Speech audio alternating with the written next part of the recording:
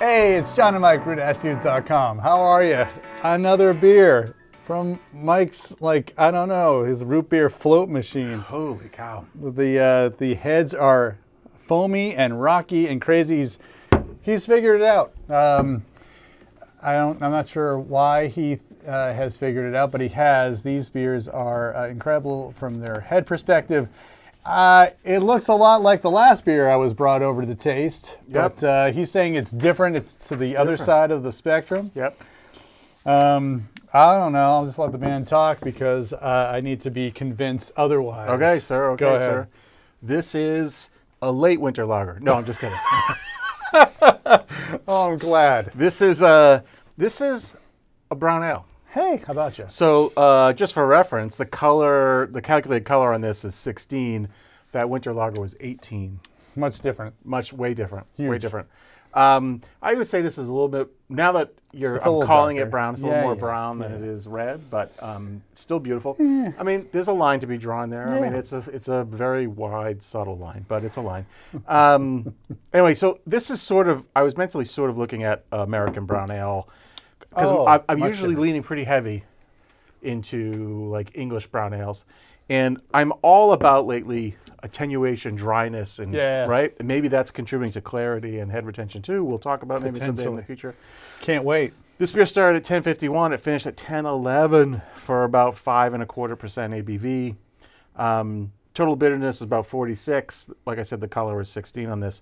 So this is 68% pale malt, 23% Munich malt, 6% Caravienne, which is about 22 Lovibond, because Caravienne is sort of like, you can put it in a category, I've heard described occasionally as like a super biscuit, right? So something like a biscuit, but a little bit more nutty. Okay. Okay.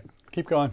And then 3% for color of chocolate malt from Crisp, which is about 450 Lovibond. I mashed this thing at 150 degrees for 75 minutes again. If you're keeping track of all the videos, you're going to start picking up on what I'm laying down here. Fermented this at 65F for 7 days, and then it moved to about 68, 70 degrees for another 4 or 5 days until it was done. Excellent. Water on this, 10 ppm of calcium.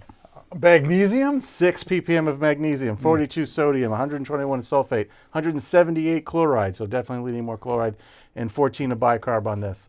The hops on this baby, this is almost a full ounce of Centennial at 60 minutes, and then about half an ounce of Centennial with 10 minutes to go. I couldn't pick up those sea hops. I know. Maybe these Centennials just aren't as intense as those Amarillos were for that other beer. You got a good lot. But yeah, if anybody's keeping track at home, the pH and the mash on this was 5.4. So really learning to dial it in. Excellent. So there we go. So yeah, my goal in this was drinkable brown ale with a subtle American hop presence to it versus my normal English play. I still wanted something in that American fruit type category, but not a ton of bitterness, because I knew I would have that other beer, which was definitely pushing some bitterness on. So this has helped balance that out. Okay, let's talk about the color. It is a little darker than that winter lager you talked about, but not by much. I'm like maybe subtle brown, but I'm seeing like more of the darker amber. It's fine. Yeah, I could tell you this was an amber. You'd be like, yep, sure. Totally, yeah. White to off-white head. On the nose, those hops come straight at me.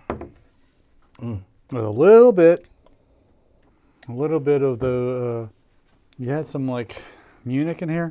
Yep. Yep. It's about 20% Munich malt. That's what I'm getting out of that. Okay, so we got a little Munich malt. Yep, 23% Munich, light Munich, so about 6-7 love. That's what I'm smelling. Certainly a lot of the, piney, citrusy hops come to the nose. Whoa, that's good.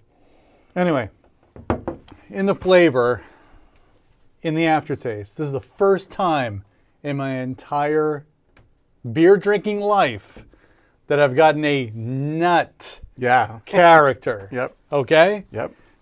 I've had lots of nut browns. I'm like, where is it? What are you talking about? Yep. This is the first time I've ever had it. I'm like, oh yeah, there's a subtle walnut. Yeah.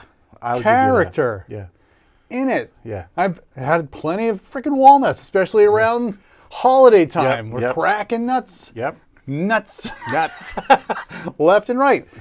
Anyway, dude, it's there. Yeah. Okay, let's talk about it. That's crazy. I think that's what the Caravienne, in combination with like Munich and that very subtle hint of the chocolate malt. But Caravienne to me has always sort of been like a super biscuit, leaning into that slightly more toasted type. Even though it's only 20-something love, it's definitely, it's more toasty than it would be like a true caramel malt at 20 love, right?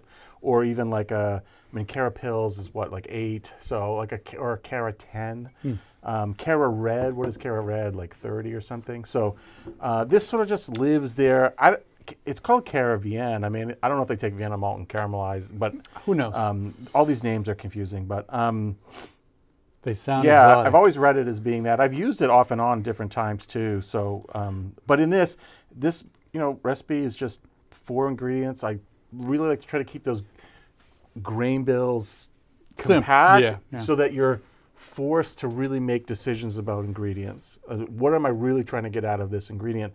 Because sometimes a recipe might have 3 ingredients that are really sort of all doing the same thing, and sometimes that works, sometimes you just lose it. And I think the reason why you can taste it so good here is because of all of those ingredients, it really is the Caravienne that's showcasing here, right? Yeah. You know, even it's only at 6%, but it's flavorful enough that that's what you're getting, backed up by that Munich. So. Yeah. I was going to say the Munich's bringing a lot of the maltiness to it. Yeah. But in the aftertaste, it's got that, along with the hop bitterness. Yeah. It's got that kind of tannic, but like, I don't know, subtle. I'm not even sure what it is. Earthy. Yeah. You know, what do you get like after eating a walnut? You know.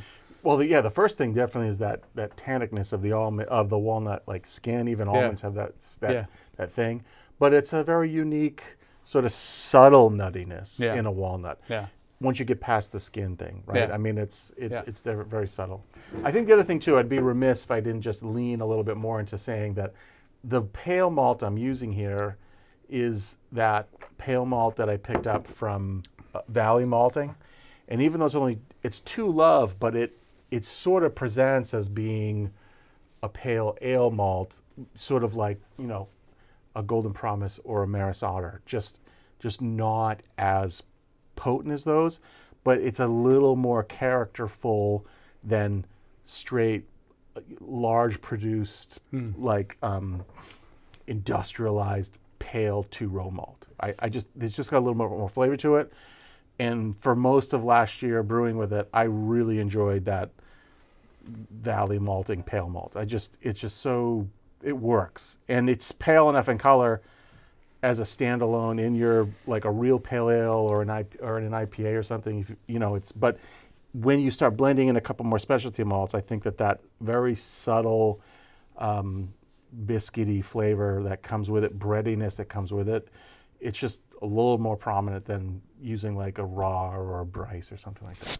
So it's probably helping it out. Yeah, absolutely. What do you think about the yeast performance here in this beer? Yeah, so I used the Verdant because one, I know it's going to attenuate strongly, and it ferments really quickly and stuff. And I know it flocculates really well, which is helping here too. But it is English in character, so I think just not as much as like someone's like an ESB strain or something. So whatever subtle yeast profile it's bringing,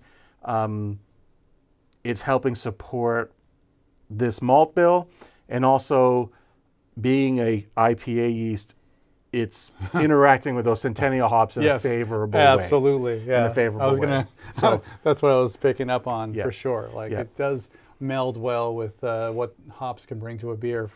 I've used it in my harvest ales, and been happy with it. So I think there's something to be said for some of these really older English strains. I don't know the full lineage of Verdant ale yeast, but when we talk about English ales and things like ESB yeast and just 002 and like the Windsor strain and the Whitbread strain and the Ringwood strain, I mean, there was at one point in time, there's a tremendous amount of selective pressure put on those yeasts through repeated pitching and brewing the same beer all the time, that those yeast, I think, really shine in that environment because they've genetically been pushed towards making excellent beer with those ingredients.